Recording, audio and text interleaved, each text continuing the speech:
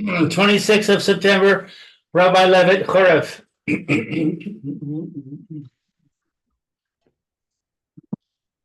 Okay. We're up to 502. Put in my records. Morning, Alan. Good morning. So, I just think this is an example of the fact that everyone should demand. Uh-oh, we lost Alan. Oh, well. In the period when the Jews came more into contact with other peoples, and when they faced the prospect of being scattered among all the peoples, so that there was a far greater fear than ever that the Jewish spirit and way of life would disappear through absorption in other peoples, our sages extended the barrier still further and forbade the consumption of wine, which had been in non-Jewish hands without control. Well knowing that nothing helps so much to make people friendly and to create intimacy as drinking wine together. They also forbade the consumption of any dish which had been cooked or baked by non-Jews without Jewish assistance, provided it could not be eaten raw as well as cooked and formed a tolerable dish. Only bread which a non-Jewish baker bakes from his own flour for sale without Jewish assistance is allowed. Though if he uses the flour of a Jew for such bread, the latter must have helped him in some way, if only by raking the fire, etc. Oh, that's interesting. I thought the prohibition of wine had to do with the wine being used in Avodah Zarah. Oh, okay. So both are true. I think the din deraisa, in other words, the din deraisa is said about yain nesech. It's called yain nesech. Yain nesech means that it was poured out for purposes of avodah zarah, right? Which was it's a common form of avodah, even in the base of Mikdash. Lahabdil elav tavdalas, wine was poured on the mizbeach with the korbanos. So that's a din deraisa. But what we're talking about over here is a din that Chazal made. Chazal made this din, even if there's no issue of avodah zarah. It's called stam yenam. Stam yenam is wine that what he's describing about over here, and that was directed at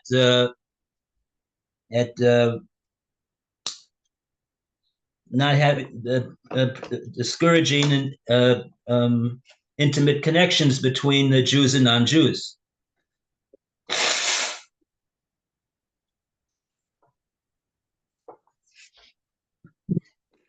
But if you already have a law that you can't drink this wine, why do you need a second law?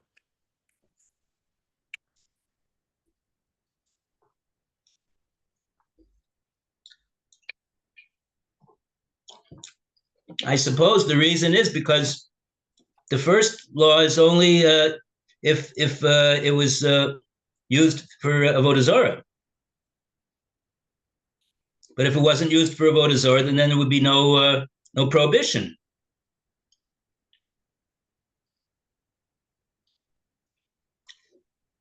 I say. So in other words, if they could prove that it was not used for avodah zarah, then that would be the case. Something like that.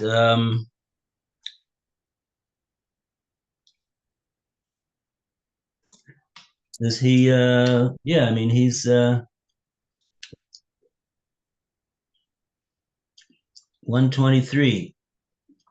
YD 123. I still have. Not 123. I don't have. Okay.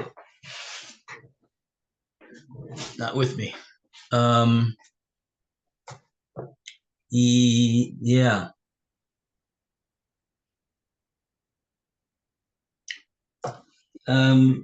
We could look it up.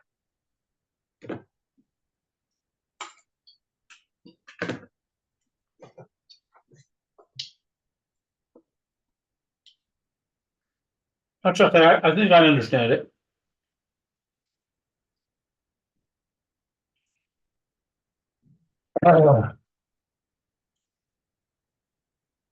Okay. All right. So, Viker, Yes. in all these laws, these foods are not looked upon as unclean, which would be both ridiculous and absurd. They are meant only to be a bulwark for maintaining the Jewish spirit and way of life pure and unsullied. And the more friendly, the more considerate the other people become to the Jews, the greater the fund of affection which the Jews gratefully store in their hearts for prince and country. The closer the intercourse becomes between Jews and non-Jews, nay, the more closely allied the faith and outlook of other peoples becomes in part to those of Israel, the greater becomes the importance of these laws. For the greater becomes the danger of Jews going over to the other camp, of the distinctive features of Judaism being effaced, and of the disappearance of the Jewish way of life from the Jewish society.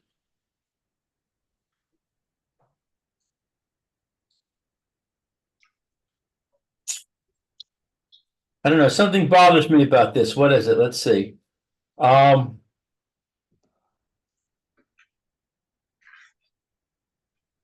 In my shul in America, we used to say a prayer for the government. And this says the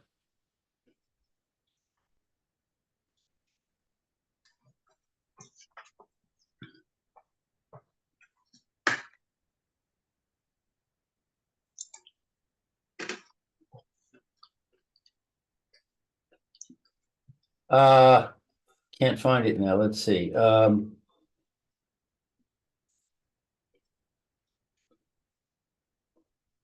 prince and country, which the Jews gratefully store in their hearts for prince and country.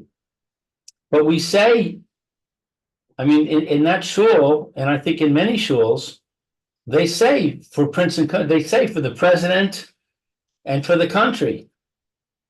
Yeah. Well, a lot more shuls don't say that prayer. Right, for this reason? Yeah. Uh-huh. But isn't it a matter of hakaras hatov that we're living in this country and we're benefiting from this country? Okay, but here he's talking about an affection that exists, right? So that's already a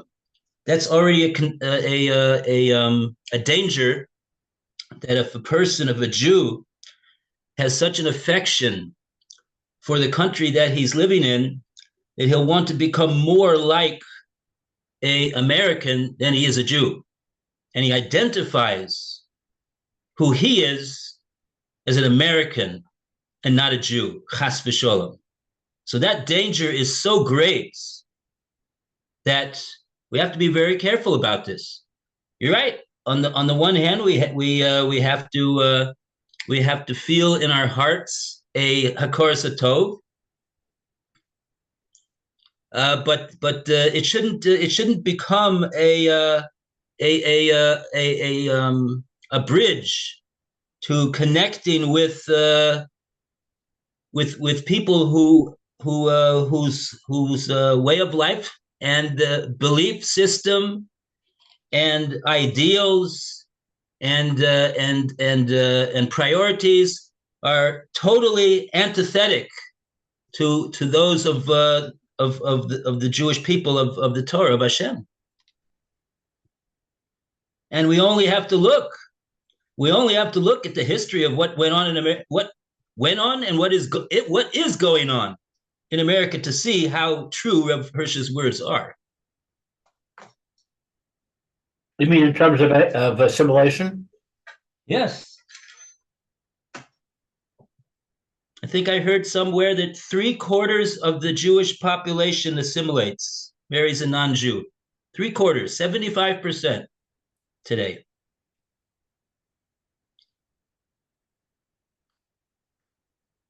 Yeah, that sounds like probably that's the greatest tragedy that there could possibly be. Right. So living in a country like America is a very great danger to Jewish people, unless they know how to live there.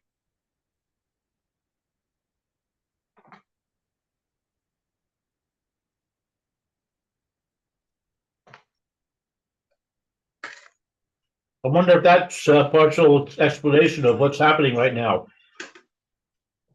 with the war and the anti-Semitism.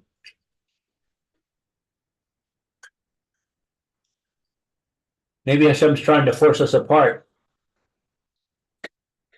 Yeah, this is one of the explanations that the commentaries tell us about what's the reason for anti-Semitism. It has a good side to it too, actually. So that we should realize that we're different. Right.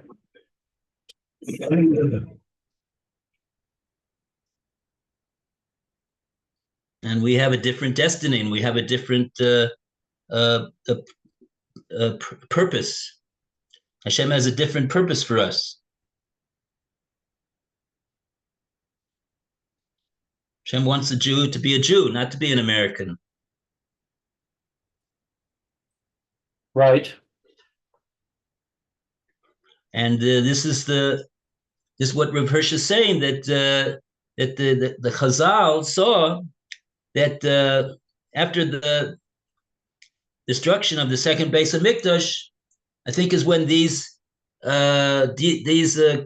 gezeras were instituted, because the Chazal saw that Klal Yisrael is going to be living amongst goyim, basically, in different countries, not their own, and they're going to be surrounded by people that whose way of life and belief system is totally antithetical to that of the Torah, to that of serving Hashem. It was a great danger that the Jewish people would basically assimilate to the mass culture of the country that they were living in. And unfortunately, that's what we see today in America. So on the one hand, we say America is a place where the Jewish people can thrive and they don't have any. Look what the Jewish people is able to do in America. Yeah, but on the other hand, it's like we said, it's been a spiritual graveyard for millions of Jews who've been robbed of the knowledge of their heritage because of there's the situation of how they were born and raised and grew up and et cetera, et cetera.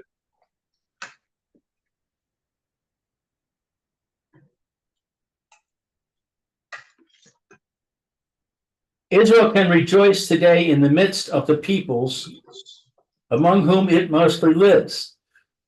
Behold, Israel, how the holy light which God placed among you at Sinai has spread far and wide and has already scared away from a great part of humanity the delusion and the abomination of idol worship. Rejoice in Europe, in America, and in part of Asia and Africa, non-Jewish peoples also have become illumined by the revelation of the one God given to you and have adopted a doctrine which teaches them to perform the 7 duties which according to your doctrine are binding on all men: to worship no idols, not to mock at the name of the one God, to respect the property of one's neighbor, to respect the life of one's neighbor, to avoid unchastity, not to consume the limb torn from a living animal, and to practice justice. Rejoice in this. According to your law, he who expressly accepts these duties in the presence of 3 persons as having been enjoined upon all men by God in his revelation to Moshe, such a man is a ger toshav, a proselyte of the gate, as he is called. Towards such a man, you are not only to practice all the obligations of justice, as indeed also towards any idolater.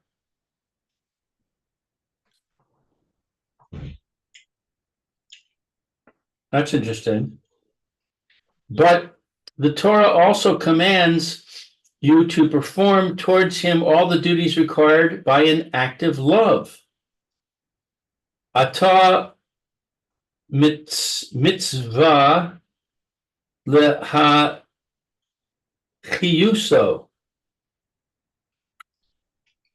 What does that mean? Atah, you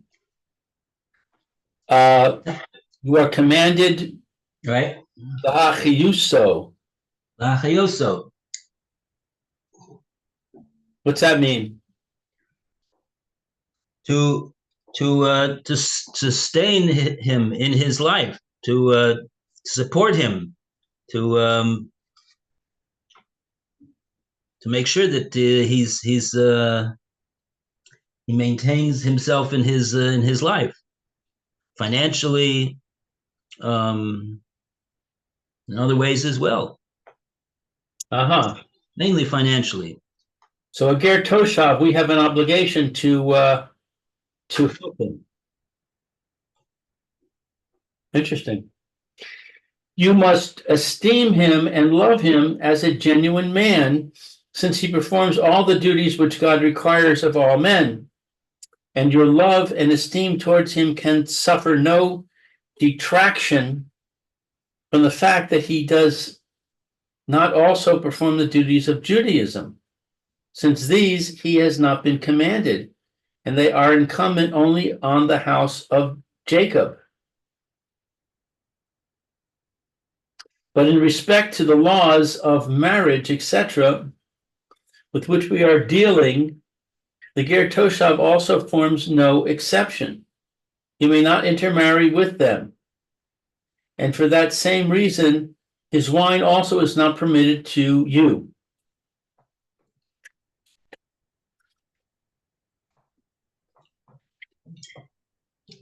I just want to make a note of this page, 379, 7 laws in the Ger Toshav.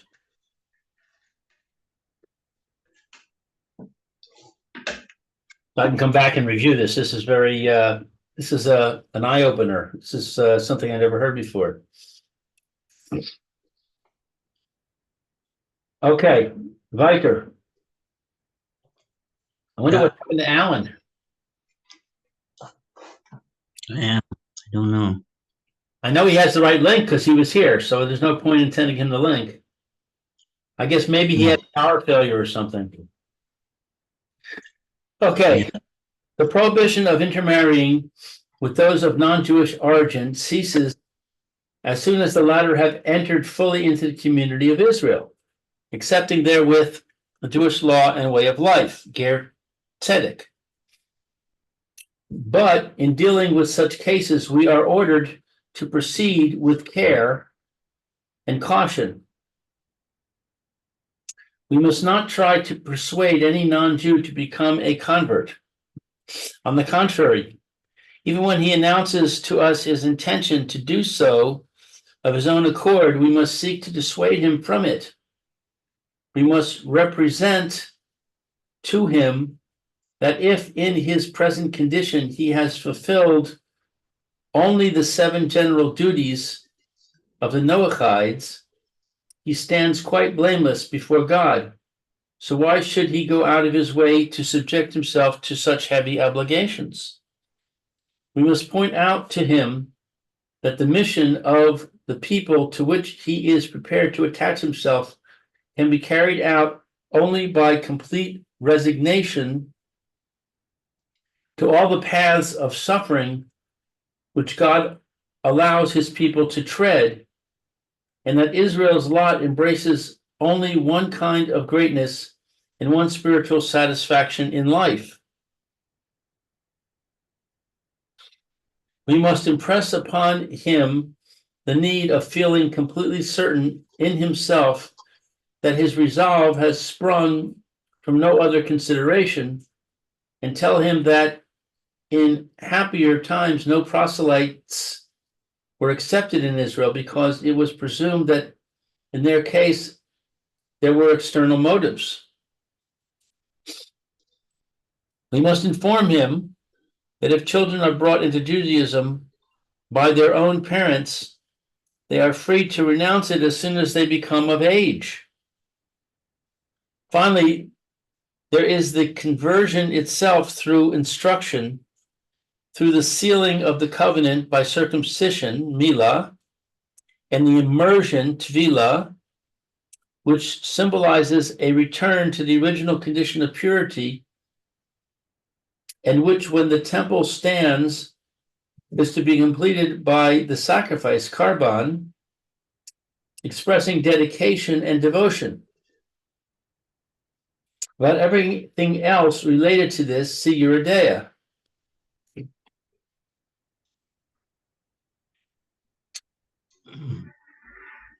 So that's interesting. What does this mean? The mission of the people. No, that's not what I wanted to ask. Let's see. That Israel's lot embraces only one kind of.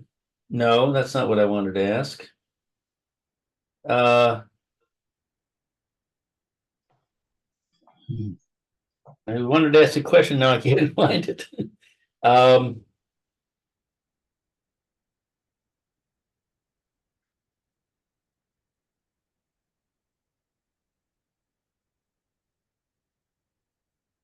Oh, here, yeah. That Israel's lot embraces only one kind of greatness and one spiritual satisfaction in life. What does that mean? Let's see. We must point out to him, we're going to read from the beginning of a sentence over here. Okay, good. Point out to him that the mission of the people to which he is prepared to attach himself to can be carried out only by complete resignation to all the paths of suffering Hashem allows his people to tread. So we it's interesting that we point out to him that the Jewish people today is not is subject to hatred and suffering and affliction at the hands of the nations, and that he should realize that that's what he's getting himself into, as opposed to times when Israel's lot was like in the time of David HaMelech or Shlomo HaMelech, that Gerim were not accepted because Klal Yisrael was not subject to affliction and persecution and hatred and suffering. Okay. And then the last thing that he says, and that Israel's lot embraces only one kind of greatness and one spiritual satisfaction in life. I'm supposing that what he means is that as a Jew, his greatness, the measure of his greatness as a Jew only embraces one kind of greatness, and his satisfaction in life is only one type of satisfaction, and that is the satisfaction of doing the Ratzon Hashem, and then all other goals and aspirations and aspirations for greatness and satisfaction in life are only a vehicle and a means to achieving that ultimate goal, which is really the only goal. But as I say, it's really a guess, because I don't really see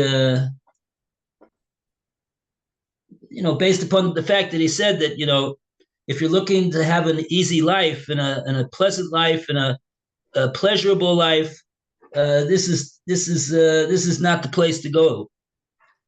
Right. That's not the that's not the goal of Judaism.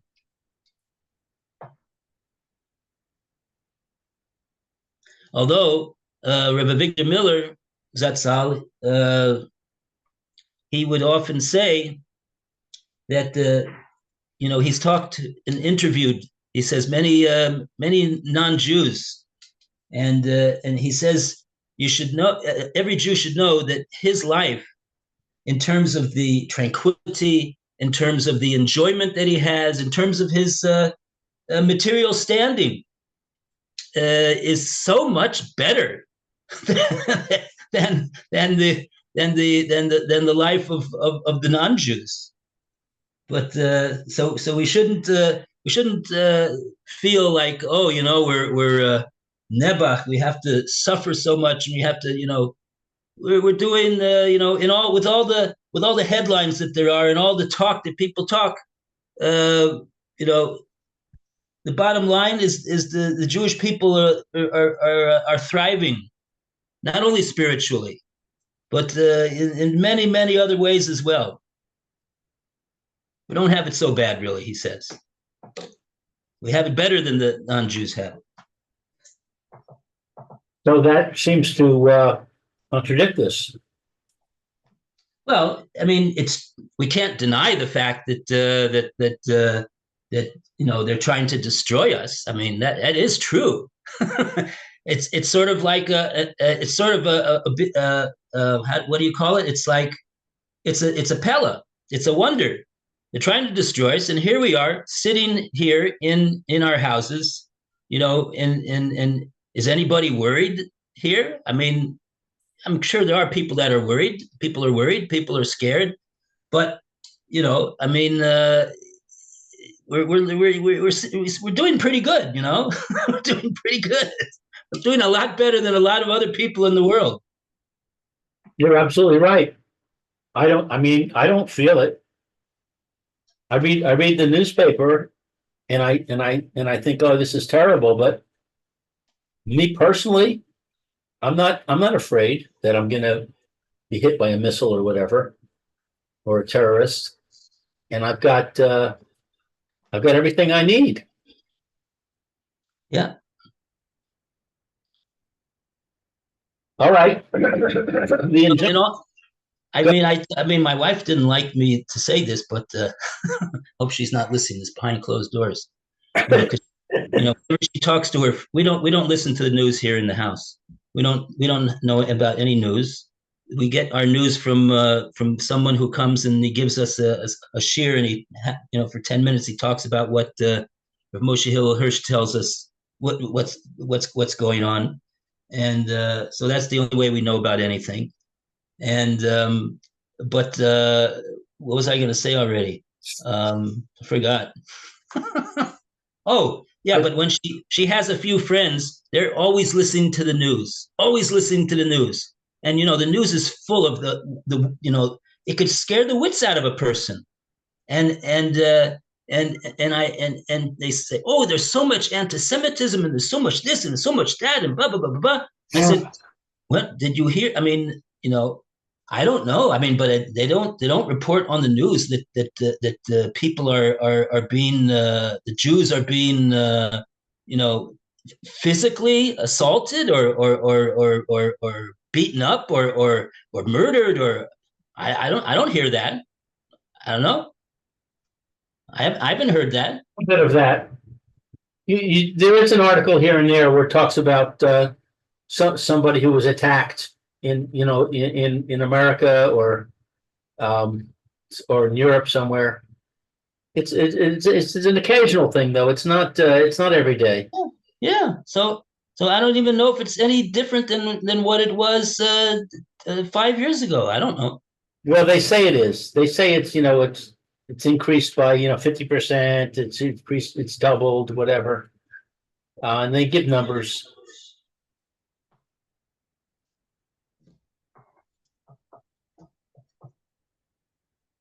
I don't know.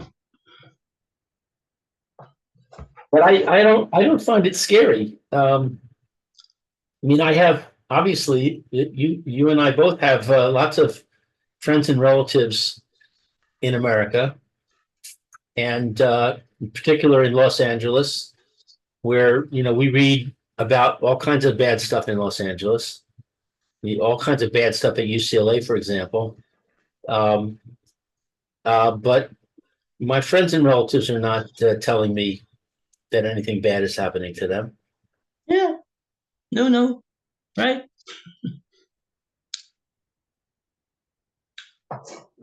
All right. So the injunction, you shall not walk in their customs, is explained in the oral law as follows. You may imitate the nations among whom you live in everything which has been adopted by them on rational grounds, and not on grounds which belong to their religion or are immoral. But do not imitate anything which is irrational or has been adopted on grounds derived from their religion or for forbidden and immoral purposes. You may not therefore join in celebrating their holy days or observe customs which have their basis in their religious views. You must not, however, do anything which would disturb their holy days or mar their festival spirit. And do not parade your non-participation in their holy days in a manner which might arouse animosity. Euodeia. Interesting, because I learned that we're supposed to ridicule them.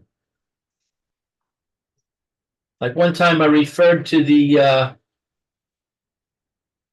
Mormon temple. I used to go to a shiur. I would drive right by the Mormon temple in Los Angeles, that big tower with the statue of the guy holding up the Yeah, right. I know that place. very impressive. And I referred to it in a conversation. I wasn't really saying anything good about it per se. I just said that, it's there or it exists, or I drove by it, or I don't remember what I said, but the person, one of the people that was at the table, I wouldn't say he criticized me. He pointed out that I shouldn't refer to it that way. I should refer to it in a way which ridiculed it. Like I said, I should say that ugly tower, instead of saying that the Mormon temple, I should say that ugly tower, or that whatever. I think what Hirsch is referring to over here is when he says, don't parade your non-participation in their holy days in a manner that might arouse animosity. Of course, you wouldn't say to a non-Jew who goes to that place, you wouldn't tell him that you think it's a silly and foolish and evil place. You wouldn't. There's no reason to tell him that. Like Rav Hirsch is saying, it will arouse animosity. At a table of a Shabbos table or some other table, there's just Jews that are there. So that's a whole different situation. There you could point out if there's anything negative to point out about it. There are halachas actually, even brought in the Kitzur Shulchan Aruch about if you're giving directions to how to tell somebody how to get to a certain place. You're not allowed to refer to it's right across the street for that church over there. Right. What are you doing? You're not praising it. You're just saying you're trying to help the person, give them good directions, right? Right. that's the best way to tell them. But to such an extent, we don't amongst ourselves and we don't show any we don't want to give any unnecessary recognition or legitimacy to such things. Right. Okay, I think we have time for one more. Hooray for 77. Hey, wow, that was interesting. Yeah. Okay, obedience to the Torah and its guardians. Shalom, lahosif, v'shalom, the garoa, min haTorah, v'shalom, lasor, mitzvah, shomrei. So you should not add, and you should not detract, I guess, the detract from the Torah, and you should not. What is lasur? To go away from. You should not go away from. Shalom lasur mitzivui shomreha. From the commandments that you hear or that you guard. Shomereha. From the commands of those who guard it, meaning who guard the Torah. Guard the Torah. No, in other words, if someone who is, I think that's what he's referring to. That's the pasuk that he's going to say over here, that you should, you have to listen to the Torah leaders of the generation. Right. all the words which I command you, that ye shall observe to do, thou shalt not add thereto, nor diminish from it. If there arise a matter too hard for thee to judge thee in judgment, whether between blood and blood, or between plea and plea, or touching any kind of damage, or any other matters of controversy in thy gates, then thou shalt arise and get thee up unto the place which the Lord thy God shall choose. And thou shalt come unto the priests, the Levites, and unto the judge that shall be in those days. And thou shalt inquire, and thou shalt declare unto thee, and they shall declare unto thee the sentence of judgment. And thou shalt do according to the tenor of the sentence which they shall declare unto thee from that place which the Lord shall choose. And thou shalt observe to do according to all which they shall teach thee. Above all, according to the law which they shall teach thee, and on the judgment which they shall tell thee, thou shalt base thy action. Thou shalt not turn aside from the sentence which they shall declare unto thee to the right hand or to the left. Yeah. And with that, I think we're out of time. Okay. So I guess I'll see you in a few minutes. Probably Phil will join us. Yeah. Okay. Very good. All right. See you soon. Okay. Zrat Hashem.